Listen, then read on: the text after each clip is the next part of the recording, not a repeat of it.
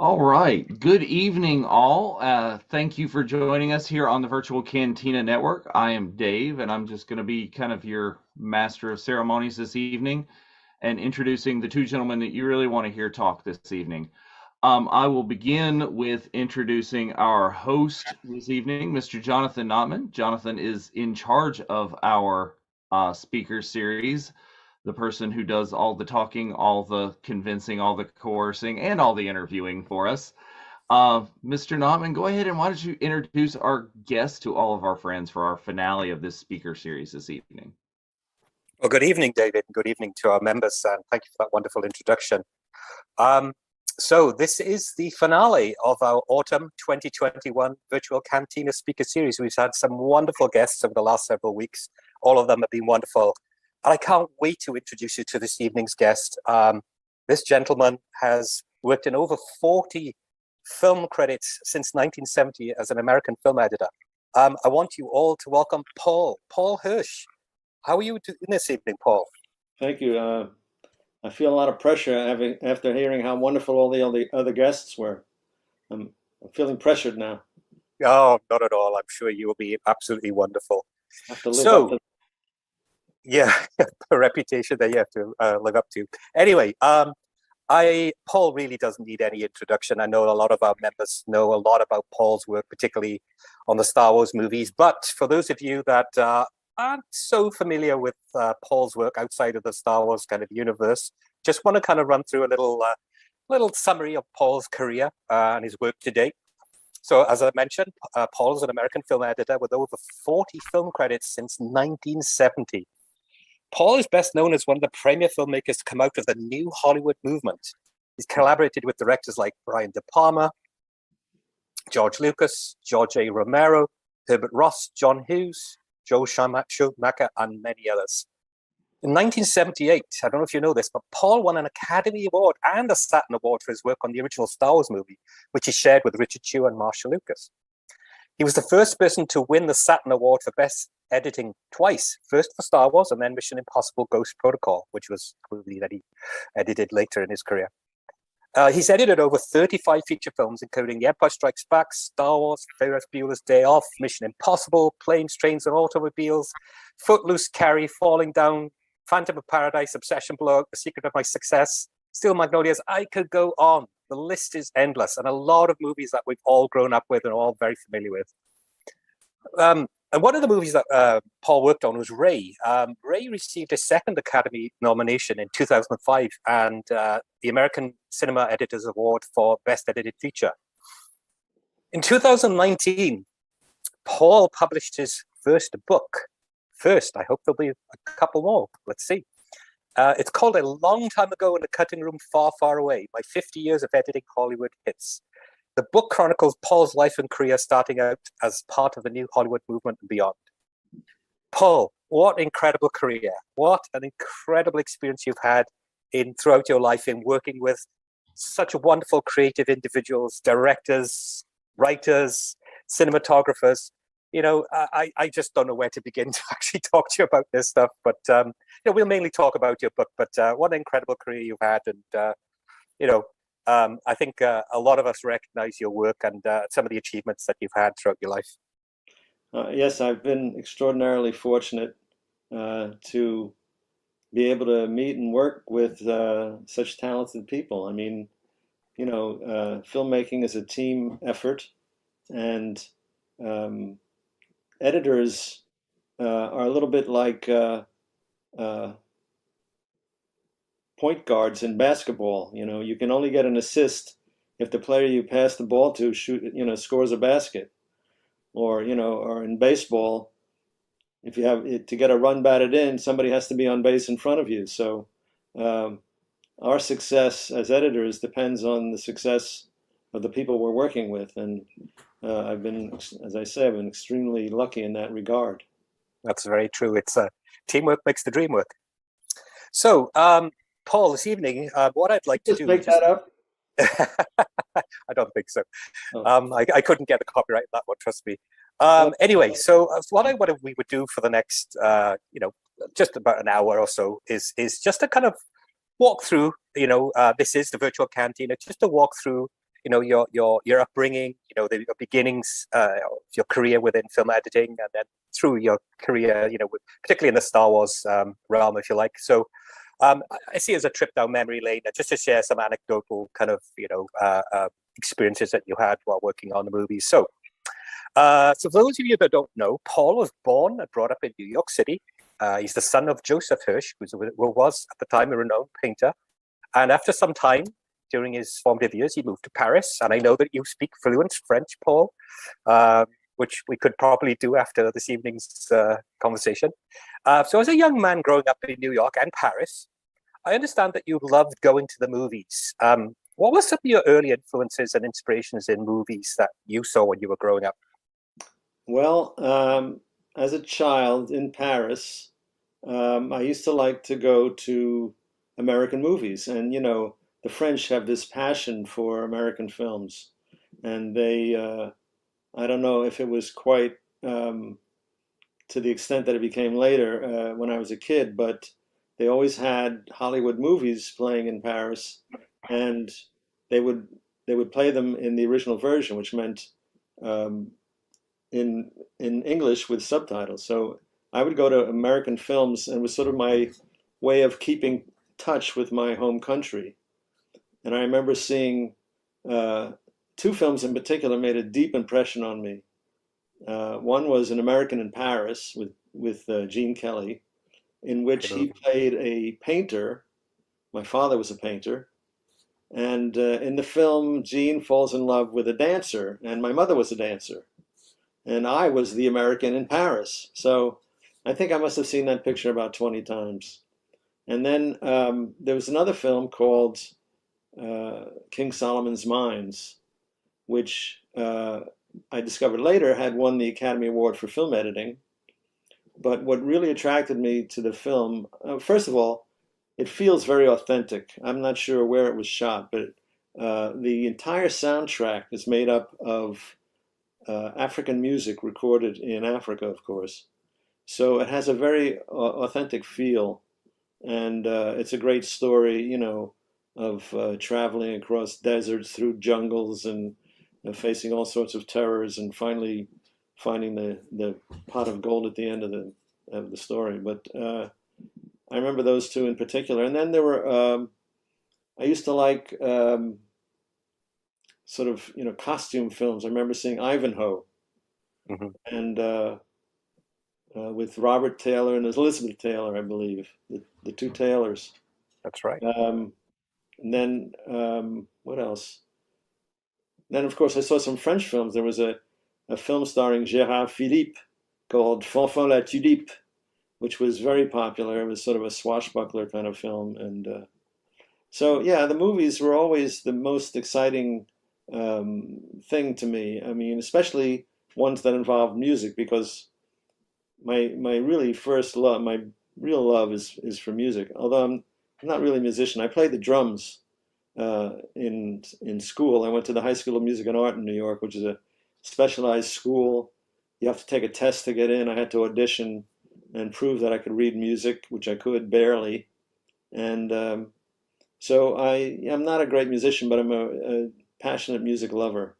And a lot of my career in film, I've discovered that the editor has a very strong hand in choosing music for the sequence, for the films that I work on. So it's been very, satisfying in that regard to be able to use my musical sensibility in something that's not, it doesn't require me to actually perform, because I can't do it. But editing is a lot like drumming. It's, we're the drummer in the band, and we keep the pace going, and we keep the rhythm steady, and we speed up when necessary, slow down when we have to, and it's very much related. The two disciplines are very much related. Right, and I can see the direct comparisons between your father and your mother, and the movies that you saw, and and talking about I think in your book you mentioned, like, when you see movies, it was escapism. You would just go into the movies and just disappear into your own subconscious and just be part of what was going on in front of you. And Yeah. as a child, I can remember feeling the same way. Yeah, what's great about the movies is that they can take you away to a different time, a different place, and transport you to wherever. It's it's the most exciting medium of the 20th century, at least. I'm not a gamer, and I'm only sort of dimly aware of what's going on in the interactive world, which I can see by uh, the numbers of young people who are attracted to that must be, intensely engaging. But for my generation, it was the movies. Absolutely. Same here. Growing up a lot with the Disney movies and just being captivated by that. And I work in education. I think a lot of my formative, years in watching movies just kind of drew me into that particular career. But anyway, so um, moving on to the next question. So, what I understand, you mentioned, what you studied back in New York with school, and I understand you studied art history at Columbia University. Yes, And shortly after, I think your first job was working in a shipping department at Dynamic Films. that's And by right. chance, you became involved in trailer editing. Tell us how that started. How did you go from working in shipping in Dynamic Films to trailer editing? Well, a friend of mine's uncle owned Dynamic Films, and I had started out as an architecture student. When I graduated Columbia, I applied to and was accepted in the Columbia School of Architecture, and I started there in the fall of 1966. And within a couple of months, I realized that this was not for me. It was much too dry, and I was facing 4 years to get yet another bachelor's degree, and I just was not prepared mentally for that particular journey. And in the meantime, I had visited a friend who had editing equipment, and I was fascinated by the tools of the trade, in particular the moviola, because in that era, the only way you could see a moving image was to go to the movies or turn on a television.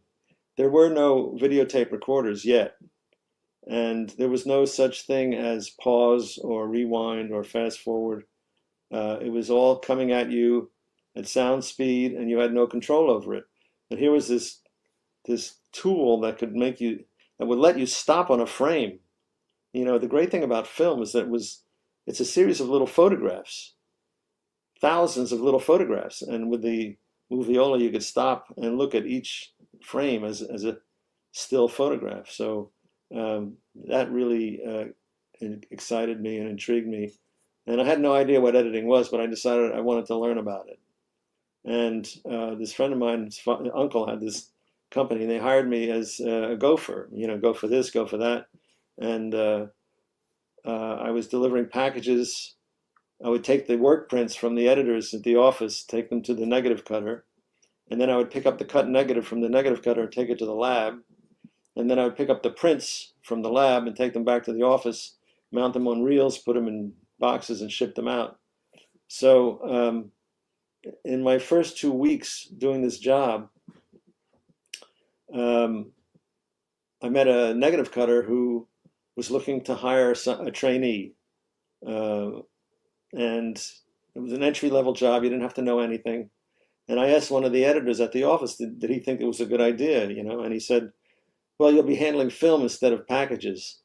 So I thought, well, that makes a lot of sense. So after 2 weeks, I gave 2 weeks notice. And a month after starting in the business, I went to work as an assistant to a negative cutter whose name was Seymour Smilowitz. And Seymour was he was a screamer. Whenever he got frustrated, he would yell at his employee or two. There was a woman I was working with and me. It was just the two of us, and he would yell at us when he got frustrated. So anyway, the job was interesting to me because I was learning all about the technical end of the business and how you prepare film for printing. And as long as I was learning, it was interesting. It's a very demanding job in that you have to focus intensely on something that's extremely boring. So even though it's boring, you have to pay strict attention because you can't make a mistake. So after, I guess, about 6 months, I felt I'd learned everything I could from Seymour, and he yelled at me once too many times, and I said I quit, and I walked out. Meanwhile, my mother had, by chance, met a young man who was working as a trailer editor and was looking for an assistant editor. And she said, "Oh, my son's an assistant editor." I was not. But she said, "Oh, my son's an assistant editor." And she sent me to see him, and he hired me. And so I knew enough to pass myself off as an assistant to this guy. And we were working at a company that was doing trailers and TV spots and radio spots for MGM and United Artists. And they got very busy, and there was more work for the editor than he could handle. So he started passing little jobs off to me. The first thing I cut was they had a 10-minute featurette on the making of the Thomas Crown Affair with Steve McQueen and Faye Dunaway. And they needed a 3.5-minute version. They needed to cut down. So they gave that to me. That was the first cut. And then after that, the client liked it, and they gave me another one, which was to do one from scratch, which was about Chitty Chitty Bang Bang. And Great movie. and I did that one. And then then somehow I started doing trailers as well. I did a trailer for an early Peter Medak movie. I forget the title now. And I did a number of. I started doing trailers. I did a trailer for King Lear, the Paul Scofield version. Wow. That was interesting. I don't recall all the pictures that I did, but anyway, around that time, my brother Charles was working at Universal. He had talked his way into a junior executive position, and he was his job was to meet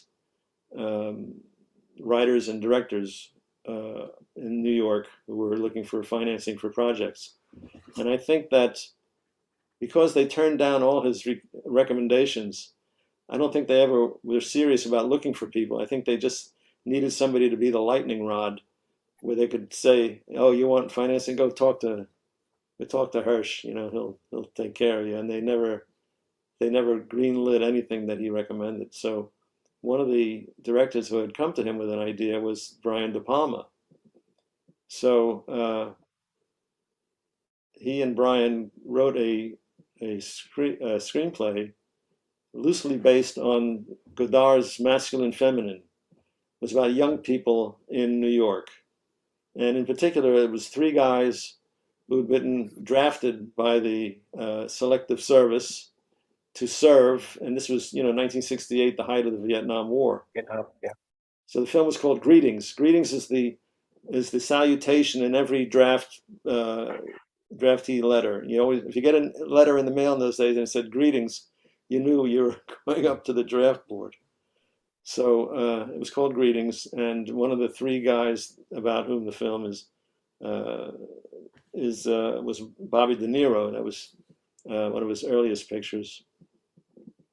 When they finished it, they shot it in 2 weeks during my brother's vacation from Universal. So he had raised independent money to do it. I think he raised $36,000, which in those days was equivalent to, I don't know, it was a very small sum, probably less than 100,000 today. So they needed a trailer for it, and they came to me. That's how I got to meet Brian.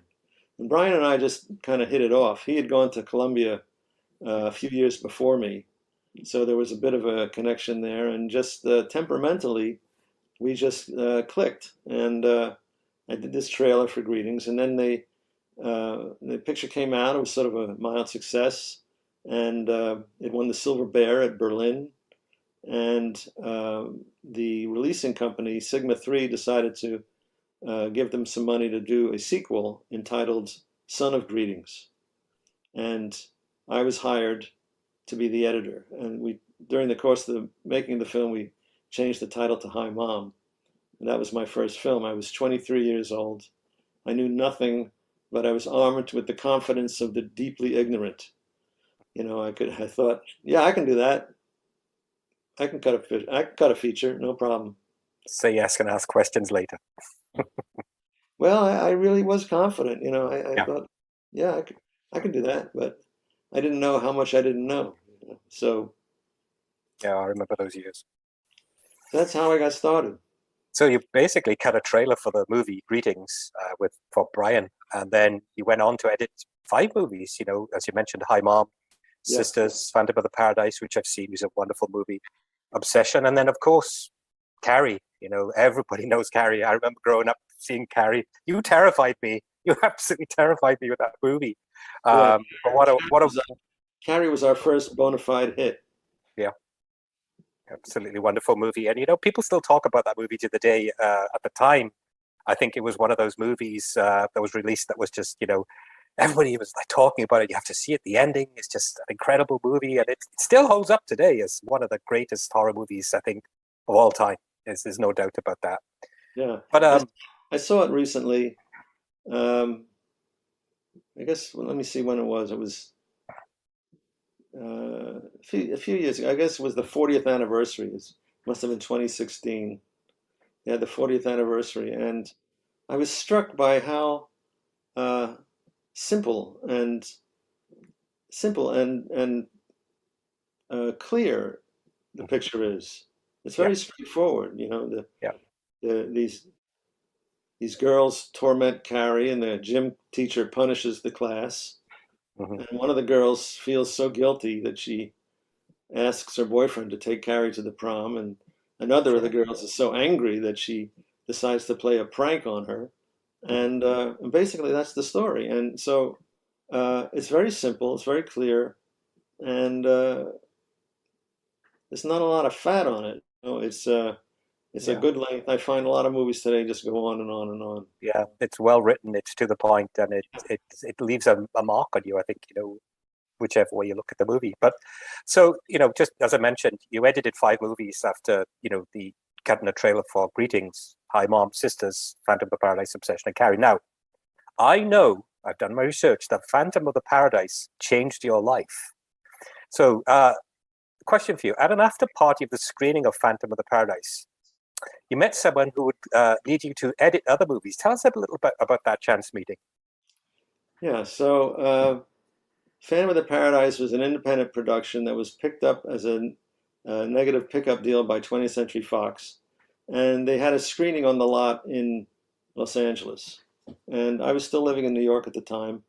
And Brian called me and he said, "You got to get out here. We're having a screening this weekend, and they're throwing a party afterwards, and the excitement is amazing. You got to be here." So I had just gotten married, and my wife and I jumped on a plane. We came out for the weekend, and after the film, we went to this after party, and this young woman there came up to me, and she said, "Oh, you're the editor?" And I said, "Yeah." And she said, "Oh, come with me. My husband wants to meet you. I'm Marshall Lucas, by the way." So she grabbed me by the hand and she pulled me through this mob of people and took me over to George. And George, was sort of a hero to my generation because he had directed THX, but more importantly was American Graffiti, which was so much about my generation. He and I are 18 months apart, and the tagline for American Graffiti was "Where were you in '62?" And I graduated high school in '62, so this was, I was the perfect audience for that movie. And again, I've seen Graffiti again recently, and it's a wonderful movie. It's really, I don't know how often you've seen it, but uh, it's really so human and touching. And I once asked George, I said, "Which of the characters was you?" And he said, "Well, actually, I was all the characters. I was Terry the Toad when I was a freshman. I was the Ron Howard character when I was a sophomore. I was the I forget the actor's name, the hot rod driver Paul Le Mat. He said I was Paul Le Mat as a junior, and I was Richard Dreyfuss as a senior. So the picture is sort of is a reflection of the changes he went through in high school. He was in a very bad car accident in his senior year and almost got killed, and gave up the idea of racing cars and decided to make movies instead. I can't hear you. Yeah, that's an incredible story. Sorry. Growing up in the UK, I think I first saw that in the early 80s. And not that I could directly relate to it living in the UK, but I understood it was all about growing up in a small town in America and the experiences of, growing up from a juvenile, being a teenager into your 20s and your experiences. So, and they say, a lot of directors with their first movies write from experience about something that has happened in their lives that, they have firsthand experience of. So, yeah, I was an amazing chance meeting, at the after party for that particular movie that went on to almost change your life in a way. So, moving on from that, I understand that at the time, I think Brian and George did a joint casting call in Los Angeles for Carrie and the original Star Wars movie. And I understand that after a conversation you had with Brian, George Lucas called you shortly afterwards. Can you tell us a little bit about that conversation? Why did George call you? Well, I don't really know. I mean, it was Brian who called me, and he said George wants to speak to you. And I had this image of Brian with his arm around George's neck, dragging him to the phone to speak to me. Brian was a real champion for me, and I owe him everything, really.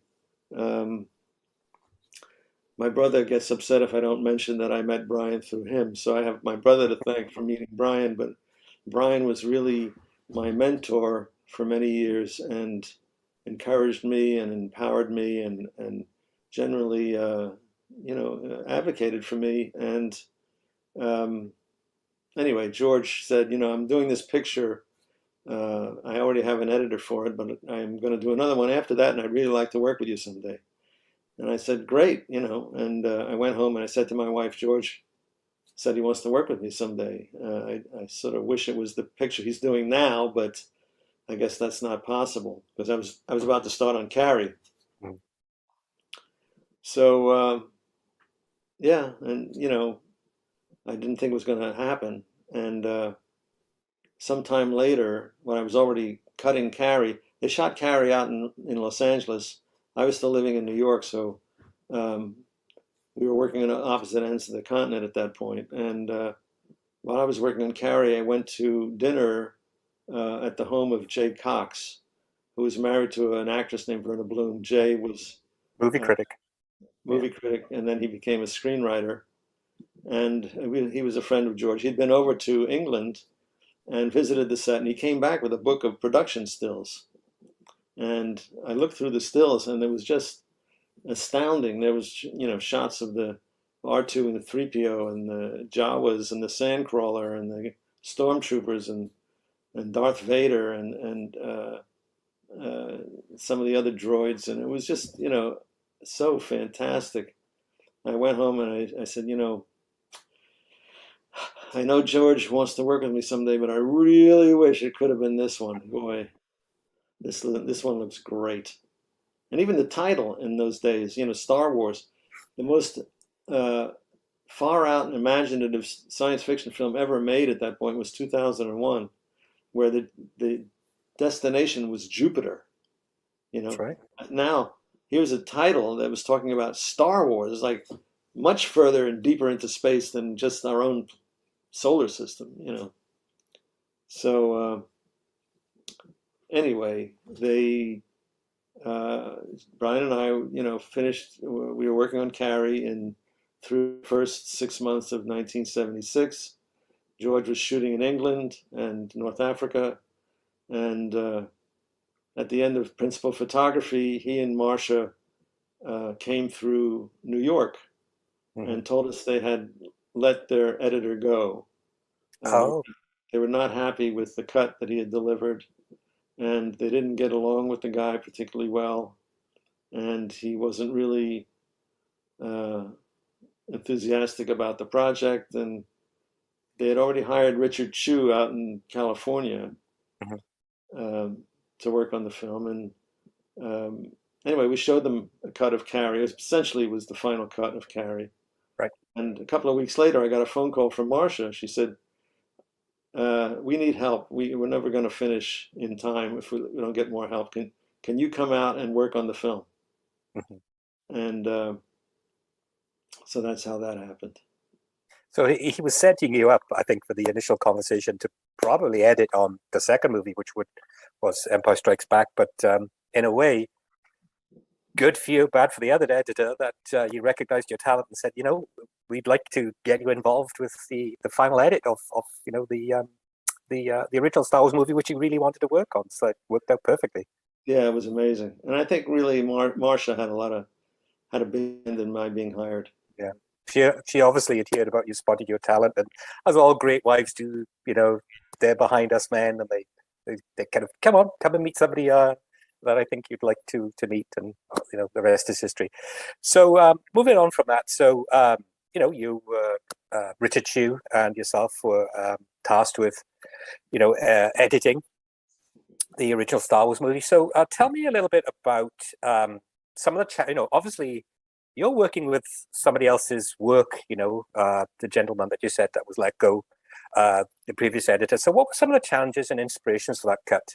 What would it like to edit a movie that you previously had no involvement with, fixing somebody else's work in a way? Yeah. So, on any movie, once you have a first cut, and, on movies that I assemble myself, I put in everything so that I know what I'm dealing with. So I have in front of me everything that's available. And the first cut, which they call the editor's cut sometimes, is not really the cut that the editor would prefer. It's just the most sensible starting point in editing the movie. You need to see everything you've got in order to make intelligent decisions about what to take out or move around or whatever. So, the mental process that's going on when you're looking at a film at that point is, what's wrong with this picture? What's wrong with this picture? And it's like those games in the newspaper where they'd say, they'd have a little picture and they'd say, what's wrong with this picture? And you say, well, the cow has 5 legs, and the car is on top of the house, or, the dog has 2 heads or whatever, and you're supposed to find the things that are wrong. And that's what you're doing when you're watching a film at this point. You say, you're leaving yourself sensitive to, is this taking too long? Is this going too fast? Is this in the right place? And so you're looking for things that are wrong. Well, when somebody else has put the picture together and you're looking at it, the things that are wrong come at you fast and furious because you haven't been involved in any of the choices. So you think, oh, that's not good, And so there was a lot of trying to unwind. Some of the scenes were overcut. Some of the scenes dragged because he hadn't cut it enough. There didn't seem to be any particular rhyme or reason to what he was doing. There was no editing style that I could make out. And editing, as I said before, is very much related to music and or drumming in particular. And this guy was really always off the beat somehow. So I was making correction cuts, sometimes just 2 or 3 frames, just to catch the right moment, so it didn't seem awkward, just to pick up the the tempo, keep the beat going. And I had an assistant on the picture who would come. We had we would cut the film, and if we had a little trim, we'd hang it up on a hook in a bin, and usually you taking out pieces of film, 1.5 feet is a second. So I was taking out 2 and 3 frames at a time just to sharpen the rhythms. And this guy came in, he saw my bin filled with these little trims, and he said, "What did you do? Put the film through a fan? What's going on here?" So, but yeah, I mean, it would have been a lot easier, I find, later on, looking back, it's a lot easier to cut the film yourself in the first place and not Yeah, have to be fixing a lot of yeah, inept choices. I hesitate to say that because the editor in question had done some really good work in the past. I guess I don't know what was going on with him at that time, but it was, yeah, so that was it for me. I was constantly playing what's wrong with this picture and how do I fix it. Uh, yeah. That's a challenge. That's a challenge. But Richard, you and Marsha, famously and historically worked on it, and the movie was released, as we all know, in May 1977. Huge hit. I can remember that time struggling to get to see that movie. I think it was easier to see Empire at the time because it was on a bigger release. But and subsequently, your work, that challenge of trying to make this, edit right and trying to make it exactly what George and the writers had envisaged, was a huge challenge for you. But in 1978, I want to talk about that gentleman just to the right of you. 1978, you were nominated for an Academy Award, all three of you, for Best Film Editing for Star Wars. And you, Richard, Marsha, you won it. You won the Best Film Editing nomination. And I see him. I think, is that him over to your right in the cabinet behind you? he's lurking in the shadows. What a moment that was like. What was that experience like? And I know I think you were nominated to give this speech on behalf of all three of you. So what was that experience like? Talking to, what is it, 400 million that watch the Oscars every year? What was that experience like for you as an individual? You were a very young man at the time. Yeah, I've looked at videos of me giving my speech, and I realized that I had trouble. I was having trouble breathing.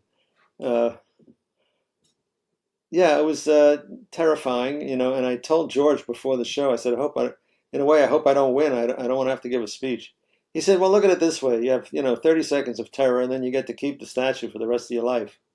So I thought, well, that's a good trade-off, So the reason I spoke was that, as it turned out, it was a producer's decision to put my credit first on the film because, as it turned out, I worked on the film for more months than any of the other editors. I was the fourth editor hired, but I just got distracted by a change on the screen. Excuse me. That's an image of you receiving your Academy Award from Farrah Fawcett. Yeah. What was really exciting to me was getting it from Marcello Mastroianni, who was the other presenter. Right. But Farrah was a very attractive young woman. Anyway, I was chosen to be first in the credits because I had put in more time than anyone else, and also I was the only editor on the film for the last 5 months. So again, it was not my decision. I wasn't consulted. I wasn't asked. But George Gary Kurtz decided to put my name first, and so we decided.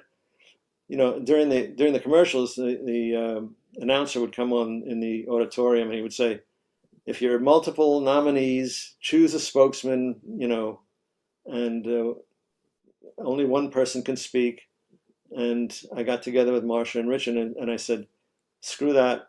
We're all going to talk, I'll talk first. And then Marsha, Marsha was listed second. So I gave my speech and I turned to Marsha and she started walking off. And Richard followed her and the band started playing and that was it. So we got in the wings and I said, what happened? I thought so Marsha said, well, just as I was getting up, George said to me, don't thank me. And you had thanked everyone else on the picture. So I thought I don't really have anything to add. And Richard said, well, I saw Marsha wasn't going to speak, so I didn't, so that's how that happened. It was spontaneous. Yeah, probably very nerve-wracking, and but anyway, you did an amazing job, and we were, even looking back now, all those many years ago, it's just immense pride, I'm sure, for what you achieved under very unusual circumstances, I think. Well, So, Jonathan, we have our first question here, if you don't mind me interrupting. yeah, sure. It goes to this. Our viewer Catherine asked, is regarding the editing of Star Wars, it's been said, I think possibly by you, that you would take a reel to edit and Richard would take a reel to edit, and Yes, then when you had finished, you would just grab the next reel and go on and on and on. right. What she would like to know was, did you discuss ahead of time the pace and what sort of rhythms you were going for in the editing? Oh, Because obviously to us and to this person who has a better eye than the rest of us, I think that it just appears to be completely seamless that both of you were editing on the same wavelength and the same pace. well, again, um, I came on the picture at the end of September of '76. The three of us worked together for October, November, December to get the picture ready for a screening for the studio. I had been hired through the end of the year, and in the last week of December, Marcia came to me and she said, around that time, um, Marty Scorsese was cutting New York, New York in Los Angeles, and his editor passed away. And he called Marcia, with whom he had worked earlier, and asked her to come onto the picture to help him finish the picture. And Marcia was much more interested in New York, New York, which was a love story between Bob De Niro and Liza Minnelli. It seemed much more the kind of project she was interested in, a character story, not a space fantasy. So George had decided that he wanted to finish the picture with just one editor. He didn't want to keep working with multiple editors at that point.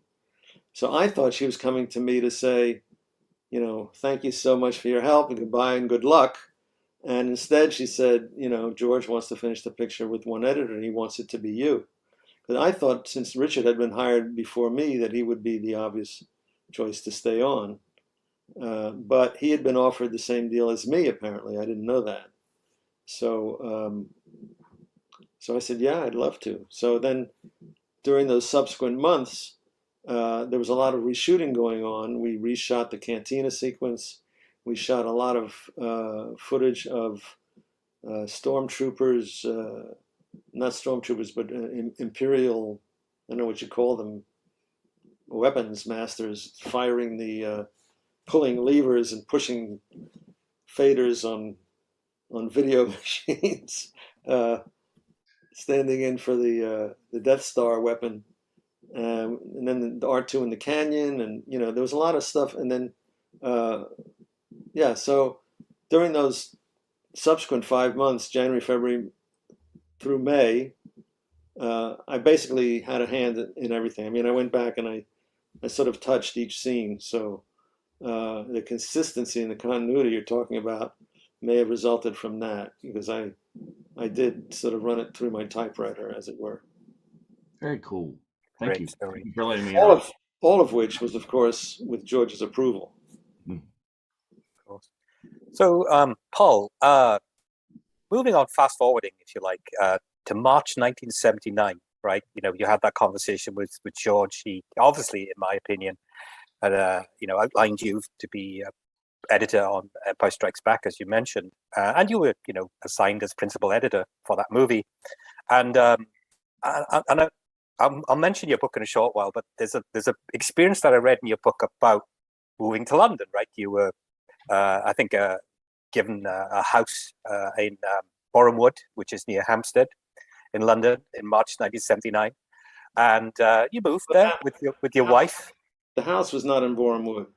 Oh, okay. No, we were living in Hampstead. Okay, Hampstead. I beg your pardon. Yeah, the studio's in Boreham Wood. That's right. Right. So you moved to a house in Hampstead, and I was reading your book, which we'll talk about in a minute. But there's an experience. I think obviously moving from the East Coast out to London, time difference, etc. It's March 1979. You set yourself up, ready to work on this new movie. But you had an unusual 8 a.m. visit. I think on the first morning that you arrived in Hampstead. Tell us a little bit about that. Yeah, there's a knock on the door at 8 in the morning, which was I guess 3 in the morning for me. And I, bleary-eyed, I go to the door, and there's a woman standing there with a clipboard, and she says, "Inventory check." I said, "Excuse me?" I couldn't understand what she was saying. She said, "Inventory check." And I said, What are you saying?" She says, I'm here to check the inventory. Now, of course, in America, we say inventory.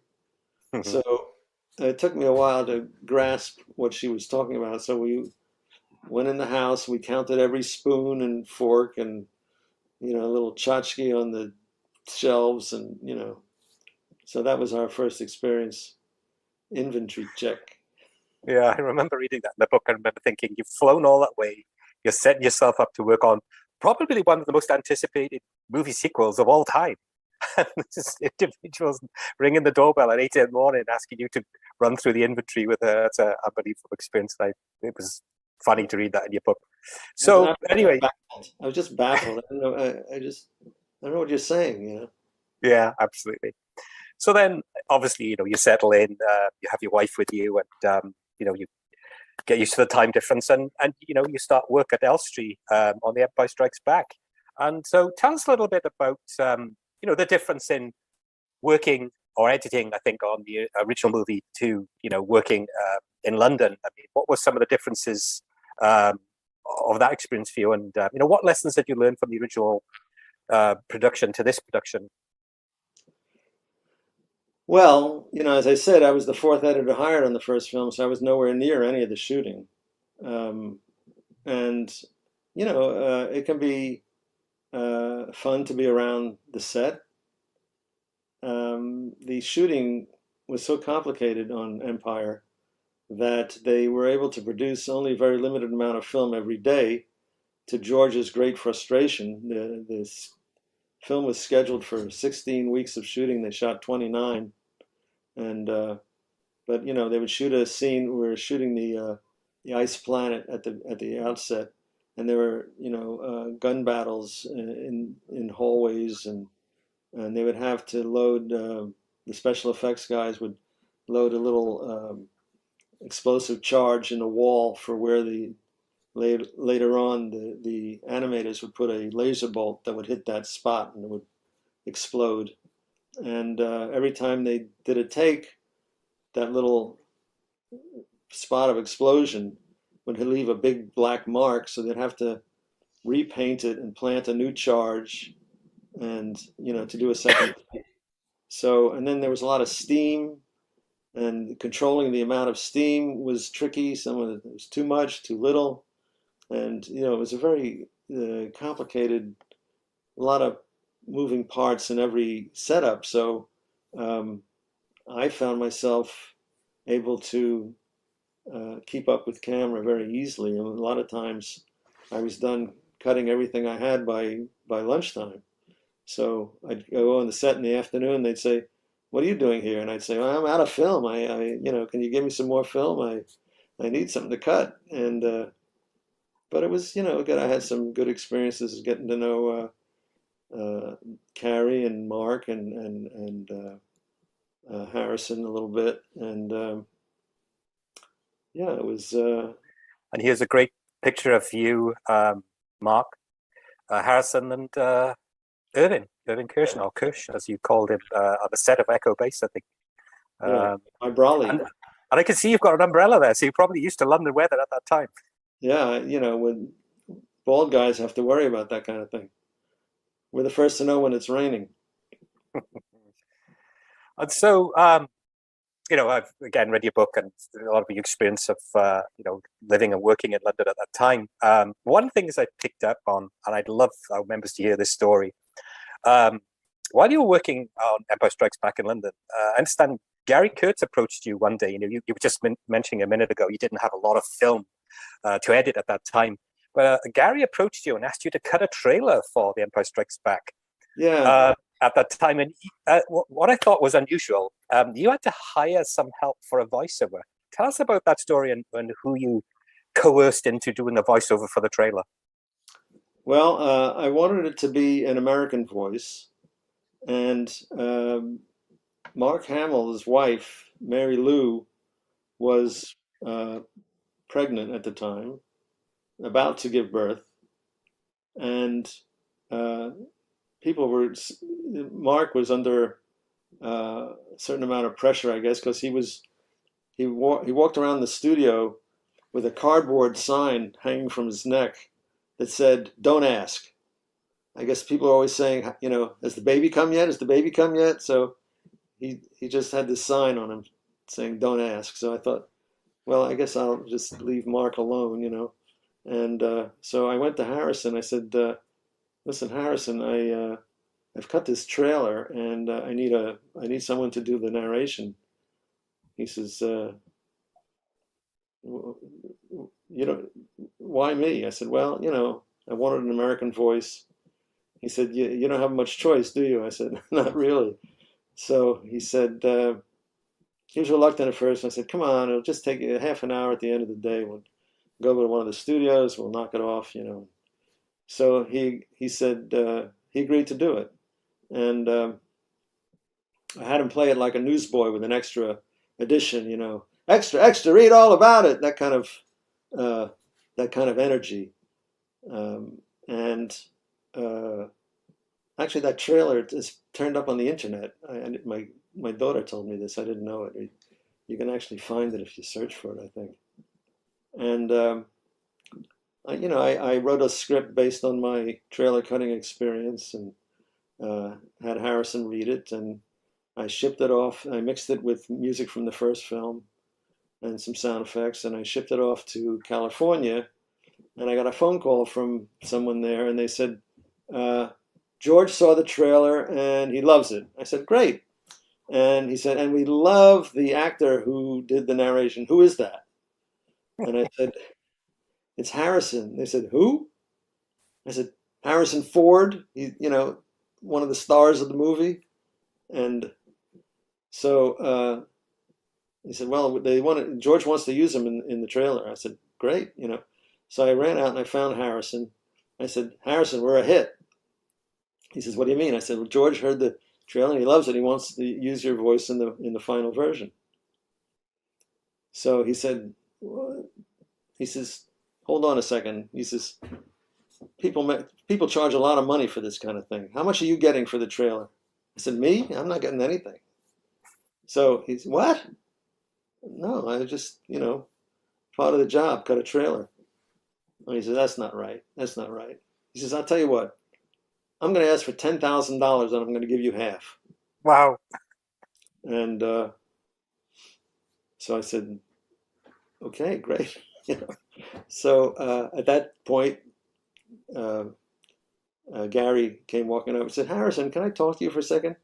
And Harrison says, "Sure, Gary." He puts his arm around his shoulder and he walks away and he gives me a wink. And they go off and they talk. And he comes back and he said, "I only had the nerve to ask for five." Oh, So a couple of weeks later, I got a check from Harrison Ford Productions for $2,500. oh, that's great.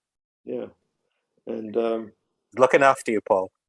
it was very nice. It was he didn't have to do it, but it was very generous. And anyway, A great story. And so here's a picture of, I don't know if I'm sharing this correctly. Hang on one second. Gary Hirsch. Gary, Gary Kirsch. I don't know the gentleman in the glasses. Mark and yourself. Is that a celebration of Kirsch's birthday? I guess. Let me think who that man is. He's so familiar. I think he's. I think that might be Kelvin Pike. Got it. Kelvin was the camera operator. But you're clearly having a lot of fun on set and enjoying your time with the cast and the director and the producer there. Yeah, I had more hair in those days. Grass doesn't grow on a busy street, Paul. So anyway, obviously you spent a lot of time in London, had a great time, working on Empire. And then the serious work starts. You return to California to work on the first cut of Empire Strikes Back, which, I understand reading your book again. You subsequently screened each reel for George, Irving Kershner, Marsha, Gary Kurtz, and Larry Kasdan, who wrote the script. I think it was Lee Brackett had sadly passed away on writing the script for the movie, but then Larry kind of continued on with the script. And I remember reading your book, and at those screenings, if you like, for each reel, you kind of talk to them about suggestions and ideas discussed at that time. Can you tell us some of the maybe some background information on some of the significant changes that were discussed and confirmed at the time that you were showing each reel of the first cut? Was there anything that they didn't like or wanted to add more of or left out? Or? Actually, the process was to show the picture twice. Mm-hmm. We showed the whole picture to the group in the morning, and nobody took any notes, just watched. And then broke for lunch. After lunch, we came back and watched it a second time, during which people took notes. And then the next day, we went to the editing room and went through the film and ran the film on the chem. And whenever someone had a note, I would stop and we would discuss it. And George would make the decision whether to do the note or not. And in my recollection, everything that Hirsch wanted, George said to do. He okayed everything that Hirsch wanted to do. So I don't remember the specific notes, but that was the process. Got it. And so, it would be remiss of me to not mention, the that very famous, iconic, even to this day, children of all ages, watch The Empire Strikes Back, and the jaws drop with the "I am your father" scene, as you're very well aware of. So, at that time, were you given like several versions of that scene that you were required to cut and edit, or were you just told this is the scene that we're going to run with, and you just kept that? So, how did that work out? Well, that scene was shot on a soundstage with an enormous wind machine. If you'll recall, yeah, Vader's cape is blowing the whole time. Road City. Those wind machines were powered by, I think they were Volkswagen engines attached to a big blade, and they made so much noise that the production mixer was unable to record even a guide tracks of what the actors were saying. So we had to loop all the lines in that scene. Now with Vader, it's very easy. Can't see his mouth, it's very, very convenient to have. You don't have to worry about lip sync when somebody's masked, But it's funny. I think in the original, on the set, I think he was told to say, "Obi-Wan killed your father." I don't remember. It's funny. You would think something this of this magnitude would have made more of a dent in my memory, but I don't know. Recently I went back and looked at the script, and what did it say in the script? So I looked in the script, and that page is missing. So I guess George knew all along what he was going to do, and we found out, in post. And I remember, oh, real, wow, where did they find that out? But I was more concerned with trying to get the loops to, especially for Mark, who was a big emotional scene for him, and to loop that was really a struggle. We had to do it without a guide track. So I was more concerned with the mechanics and the difficulties of the circumstances than I was about the substance of the scene. Yeah. Do you know, I remember reading your book again, which we'll talk about in a second. Some of the very, I think, we Star Wars movies are synonymous with, creating some technology to get to an end result, to make a shot or a scene or an effect look the way it should. But I remember reading your book, and that scene on Bespin where Vader is in that kind of like room, and Han and Chewie and Princess Leia walk in, and he draws the blaster out of Han Solo's hand. Now I know you employed some really clever technology to do that scene, because it looks like Vader pulls the blaster out of Han's hand with the Force. Tell us a little bit about that scene and how you created that. Yeah, well, the effect of Vader capturing Han's blaster was composed of 3 shots. One was Let me see. So Han is holding his blaster like this. The tip of the gun is that's at the end of the frame, and what the audience doesn't see is that there's a wire attached to the tip. So on cue, somebody out of frame yanks the blaster and it goes flying out of his hand. So that was easy, you know. And then the second shot is the gun flying through the air, and that was just one grip tossing the gun and the camera operator following the action like that. And then the third shot, they had figured out that they would shoot the film backwards, and they were trying to reconstruct what it would look like for Vader to catch the gun. So he was supposed to bring his hand up and then and move it, and you know, let me see. So it would be this way. He'd move his hand up and go like that. So when he played it backwards, it would go like that, and he would bring it down. So they were trying to figure out what the movement was and everything. And I happened to be visiting the set, and I said, "Why don't you just toss it to him?" He says, "Well, he can't see. He's got the mask on and everything." And David Prowse says, "Try it. Let me try it." You know. So they put somebody just out of frame, and they tossed him the gun, and he caught it, and that was it. So we didn't have to run the film backwards or anything. Simple tricks. Well, That's all it takes. Simple tricks. But what a great scene and a great effect that you achieved. That context is everything. Absolutely. So, Paul, before we take some final questions from me, before we take some questions from our members, you know,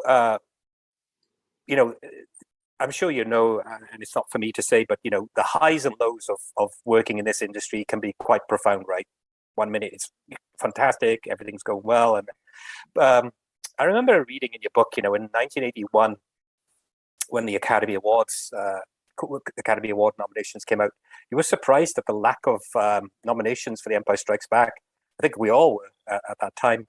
And with the movie only winning one for sound, any thoughts about why that might have occurred? You know, why, you know, doing so well in the original, you know, Academy Awards, and then in 1981, largely being ignored. Any thoughts on that? You know, why that might have happened, or why the feeling of you know, not being nominated was such? Well, I was certainly disappointed. You know, I mean, one of my hopes for Empire Strikes Back was to demonstrate. I guess this sounds immodest to say it, but I'll say it anyway because who cares at this point? I wanted to demonstrate. With friends. Sorry? You're with friends. You're okay. You can speak your mind.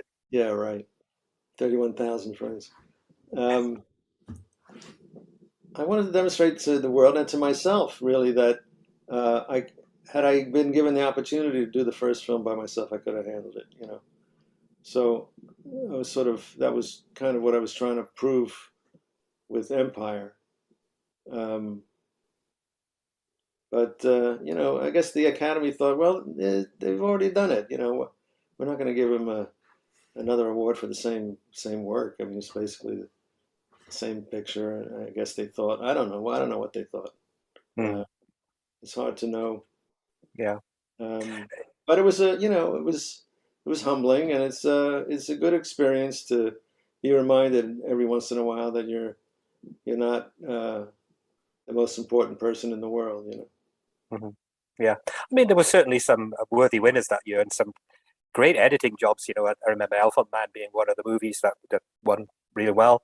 But yeah, I mean, look, I think we're biased as you know, Star Wars fans. I know you were, you know, involved in the movie making, and I think you famously quoted that, you know, these movies brought the child out in all of us, and you know, I think we all as you know, fans of this, you know, the Star Wars franchise, recognize Empire Strikes Back as being the best movie out of all of them that was shot and edited. Well, that's the point, isn't it? I mean, people don't really remember the awards. I mean, they remember the work. Right. Very true. I mean, I don't even remember who won that year, but I guess it was Raging Bull, wasn't it? Yeah, Raging Bull. I think Elephant Man. That certainly deserved it, you know. Yeah. But you know, if people remember the work, if you remember the picture, that's reward enough for me, you know. Right. absolutely. So before we go on to one last, I think, question for me more than anything, before we go on to allow our members to ask some questions to, talk about your experience with working on the movies. So it would be remiss of me not to mention your book. Your book is an incredible personal memoir, if you like, of your time, not just with Star Wars and Empire Strikes Back, but all the movies you work on. It is an incredible book. I read it last year during the pandemic, and I just really connected with it. It's an incredible tale of, it's not one of those typical books about, this is what it was like to make a movie. It was more of a personal tale about your experiences, both personally, professionally, some of the friendships you made, some of the tough parts of working in the movie business. And, I would utterly recommend all of our members to purchase, if you haven't already, a copy of Paul's book. It's called, and I'll share it on screen, A Long Time Ago in a Cutting Room Far, Far and Away. It's 50 years of editing Hollywood hits.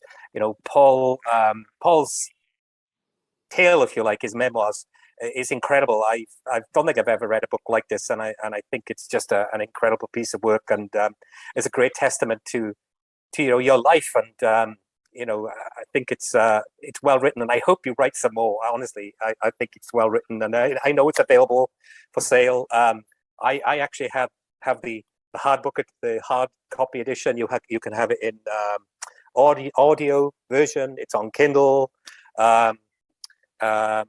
Thank you very much. I hasten to add that I did not intend this to be a how-to book. I always thought that editing textbooks were very boring, and I didn't want to write a boring book. My aim in writing the book was not to educate about editing, but to entertain people with some stories I thought were pretty good stories. I heard back from readers that they found the book educational, which surprised me because I hadn't intended it to be. But I suppose that in describing some of the things, I think I was fairly candid in describing things that I learned by some of the mistakes I made, and or just learned for the first time the things that I hadn't known. So I suppose you can learn from that. But again, my intention was to write an entertaining book, and I've been telling these stories on various movie sets for decades, and I thought I should really write these down because I was getting good reactions. I mean, when we tell these stories and people say, "Oh, that's a really great story," and so I thought I should write these down because I like telling stories, and it does just that. It's like I say, I fully endorse this book. One of the great things that I like about, apart from being a personal memoir, you have testimonials from, J.J. Abrams, Taylor Hackford, Walter Murch, and Mark Hamill. They all say what a wonderful written piece of work this is. It's not one of those typical books. It really gets into the nitty gritty and the bits and pieces of your experience. And it's like you say, it's not a how-to book. It's more of a personal memoir. And one of the things my last question before we take questions from our members is, again, it talks about your experience in working with writers, directors, producers, cinematographers, etc. So one of the things I really picked up on in the book is, you describe the task of editing as a mental discipline, as being given, I think the analogy is a big box with lots of parts that you need to kind of fumble through to create a gizmo, right? To get an end goal, an end result. But to do that, you have to sift through, both the junk and the useful parts in the box to create something meaningful. So what's the secret of doing that? You've got this big box, stuff that you think might be useful, might not be so useful. How do you jumble through that to create something meaningful? Well, there is a goal in mind. That's the screenplay has given you the target, what you're going for. And you just follow your instinct as to what will help you reach your goal. Michelangelo said, and I'm paraphrasing because I don't know the exact language, but something along the lines of beauty is found in the purgation of the irrelevant. So you have to decide what's relevant and what's not. And the unnecessary, I forget what his words were, but essentially it was that old thing about, you take a block of marble and you cut away everything that doesn't look like David, so it's sort of like that. You follow your instinct. I'm not comparing myself to Michelangelo, please, no letters. No, it's just that you follow your instinct in trying to achieve what you understand the goal to be. Absolutely. That makes total sense. And I think, it's shown that you have that natural ability and you've learned lessons, as you say, from mistakes, and you just have that natural instinct and ability to draw upon what you know, what your gut feeling to get to something that you feel is what you want to achieve is remarkable, and just so, such a creative instinct that you have within yourself. It's not unique to me. I mean, there are a lot of very talented editors around, and I think they've all succeeded by following their instincts. If I tell young editors, they want advice, and I say, follow your instinct. If you have good instincts, you'll go far. If you don't have good instincts, maybe you should look for a different line of work. Yeah, and what I love about your career, apart from your work in editing, is I know that you've lectured. I work in higher education at Stanford University, and I know you've lectured as well at USC, and given back your experience, and the lessons that you've learned and the experiences you picked up to younger, cinematographers, editors, etc. So, I can't thank you enough for doing that. So, Paul, we're going to turn this over to David. David has been receiving some questions from our very large member base out there. I'm sure that David's got some choice questions for you. So I'll hand it over to David for the next few minutes. Okay, Thank great. you, sir. Just a few questions. You've narrowed it down to one question?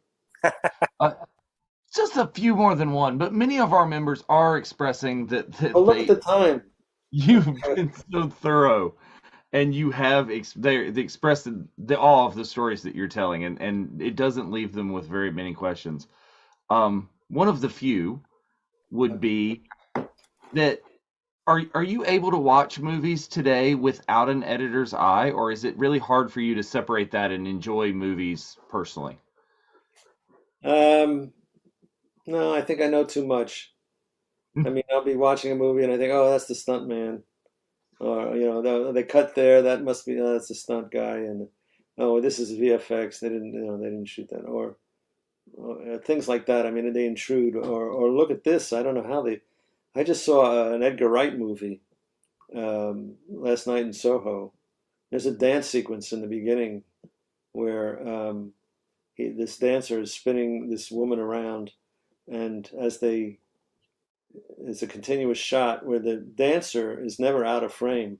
The woman goes in and out of frame, and she goes out of frame, and she comes back, and it's a different actress, deliberately. And he spins her around, and then another actress comes in, and I thought, how do they do that?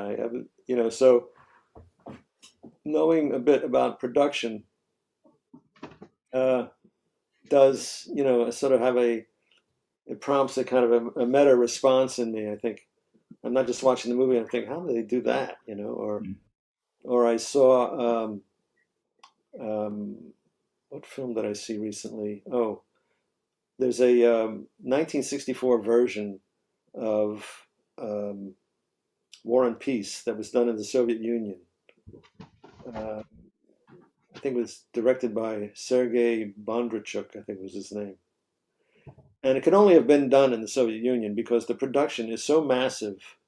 It's just eye-popping to see these battle scenes. They would have a big wide shot, and you would see off into the distance, literally for miles, and the ground would be filled with soldiers in costume and explosions going off and cannon firing and horses and it's all in one shot, and you're thinking to yourself, how many costumers did they have, and how many makeup people did they have? Because people are walking by camera, streaming blood, and they have soot on their faces from the battle, and their costumes are torn, and there are horses galloping by, and troops marching in formation carrying rifles, and to put all this together, and they're out in the countryside somewhere, and they have to break for lunch after a shot, and they have to feed all these people, and so that all these thoughts about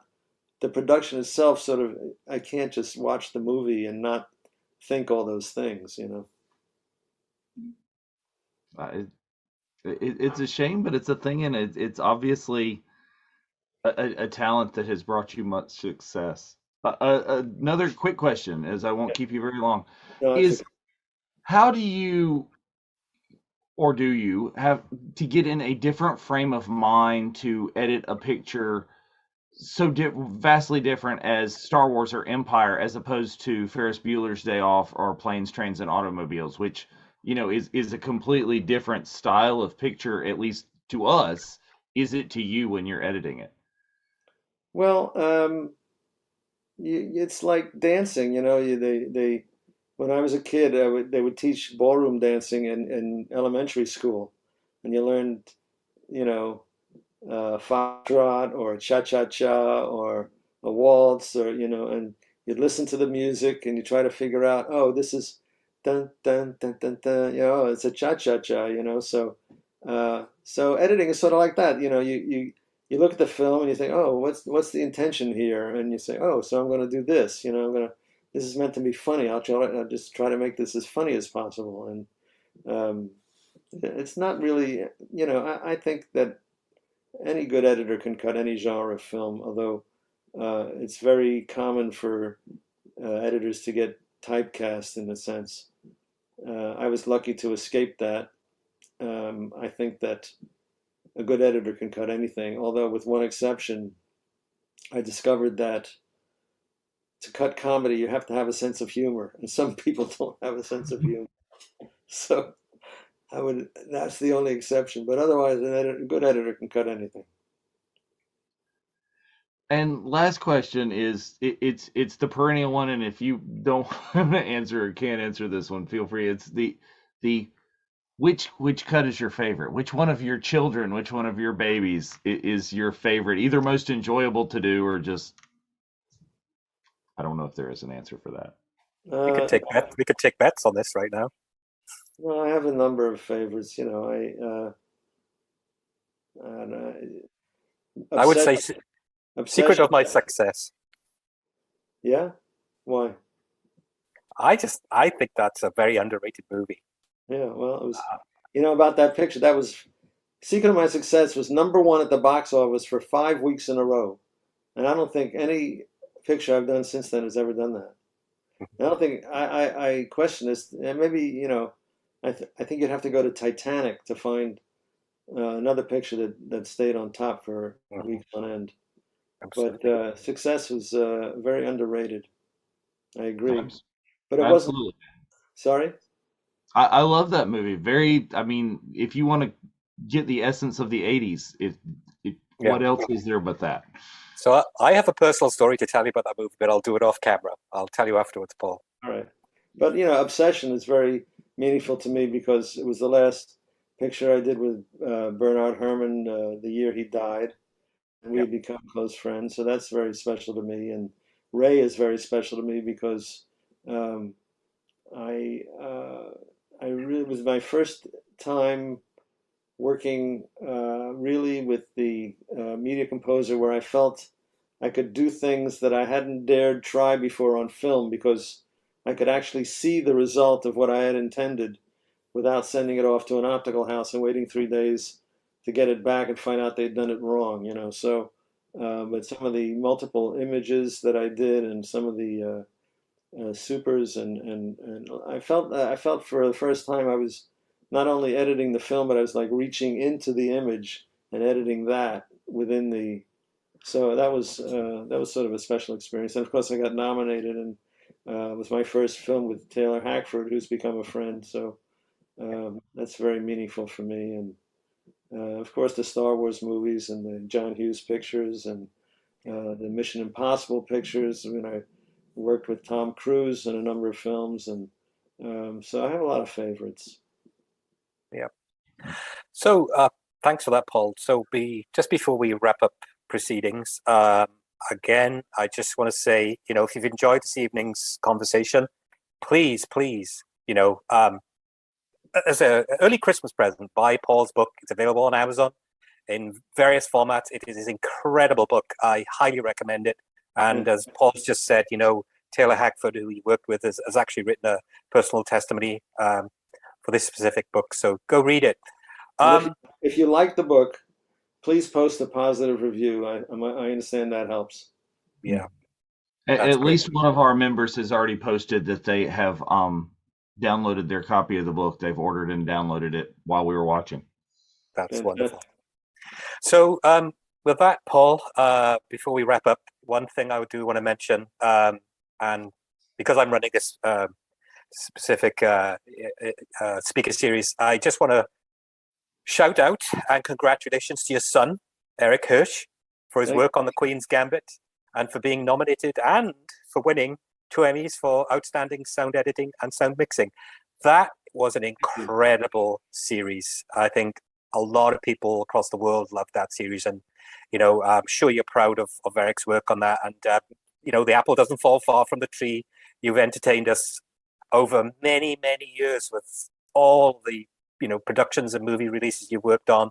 Growing up as a teenager into my 20s and 30s, your work has really brought a lot of joy and happiness to a lot of us all over the world. So thank you for doing that.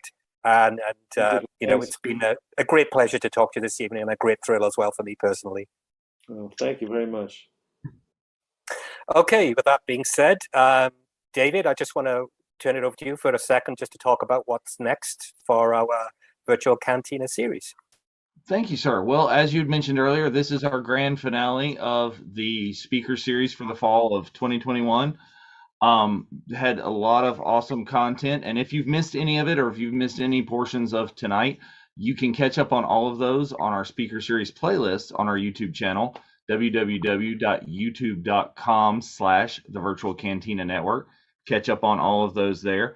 And join us tomorrow night. This has been a super full week. We had an episode last night, an episode tonight, and tomorrow night, as a part of the countdown to the Book of Boba Fett releasing at the end of the year, we will be watching Return of the Jedi with special guest Kevin Thompson, who will be telling us stories from the set and the production of that. So please join us again tomorrow.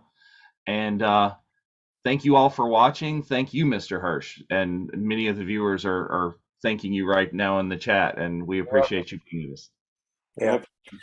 So that being said, Paul Hirsch, American cinema editor, Academy Award winner, editor of a lot of our favorite movies of all time. Thank you very much for joining this evening. Thank you for your time, and may the force be with you. May the force be with you.